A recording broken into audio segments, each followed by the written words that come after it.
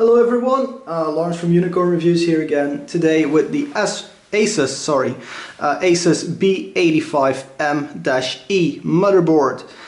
You get the best UEFI BIOS in the world. I wish I was Jeremy Clarkson to say stuff like that, but admittedly Asus does have a pretty good BIOS.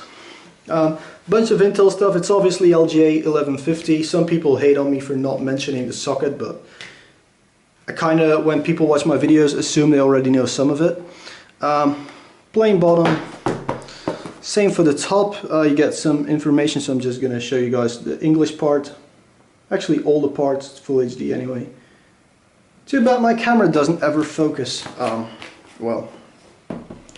So, right here, bit of light, because I actually am using lights for once. Quick overview, we're going to go into all of that. You get network eye control, which you shouldn't use, Fan Expert 2, which you should use, UEFI BIOS, and the Asus boosting your USB speeds. Opening the box, pretty simple, unlike some other boxes. Just flip it open. And the board is right there, simple. Everything is just held in with one piece of cardboard. And then there's accessories. So not a color. It actually looks quite black on the camera, but yeah, that's better. It's just plain gray metal. Don't like that.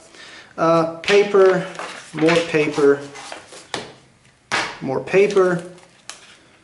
2 CDs, which don't use CDs, people. You know, there are websites. So in the cardboard part, board slides out. You have to wait. But there's accessories in there in the sides. Other than that, it's empty. So you get two SATA 6 cables. Well, SATA 3, SATA 600 megabits. One of them is angled, so cool. 2 cables. The board itself, of course, in an anti-SSD ESD bag. There we go. Board on the table. So 4 2x2 DDR3 DIMMs, single 4-pin connector, single 24, obviously single 24-pin connector, USB 3 connector, 6 SATAs, 2 of which are added later on. You get 2 PCI slots, but the bottom one is only 8 times. Then there's a little 4 times and an old school PCI. These are PCIe. Bunch of connectors here, obviously the usual, you know, USB 2. I got 2 USB 2s here. Big stuff as well, so like parallel and serial, I guess those are. Haven't watched the manual yet. Cool. But that's what those will do. I then have a fan connector here and a fan connector over there. So that's 2 fan connectors. Sadly, not a third one. Oh yeah, there it is. Third fan connector. Great. Something I always like to look at is the back of the board. But it's just plain simple, really. So the only thing that is left for us in the look around is the back plate. So you got PS2, so keyboard and mouse separate. You get display port, HDMI, DVI, single link, a VGA, a nice black VGA port, cool. 4 USB 2s and 2 USB 3s, of course gigabit Ethernet, obviously, and you know, audio in, audio out, well, microphone in, audio out, and a subwoofer connector. With that being done, we're gonna, you know, put some hardware on that board and go through the BIOS. Alright guys, quick look around the BIOS. This is the first screen you go to, which is the easy mode. You know, easy because it's cooler, I guess. So first of all, I noticed that it didn't quite detect the memory speed when XMP is disabled. When you put it on profile 1, let's see. It's still not correct. Oh, it is, but it's not running right. Okay, I prefer setting things manually anyway. Channel, you know, you can choose which sort of profiles you want. For your fans, obviously this will only adjust once you save the BIOS. You have power saving mode, normal mode, or optimum performance mode. Quite simple. Boot priority thingy. As always, You can get information on your SATAs. Then there's obviously the boot menu,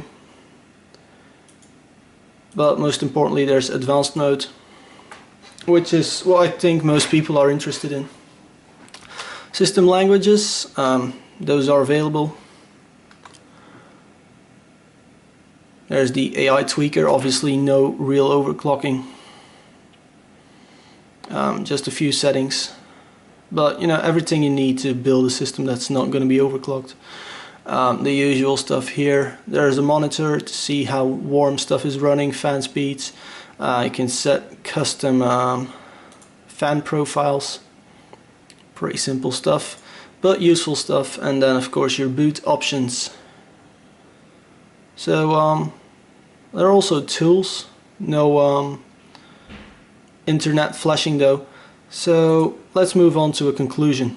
So, conclusion on the Asus B85M-E. So the M is micro ATX and the E is for using electricity or something.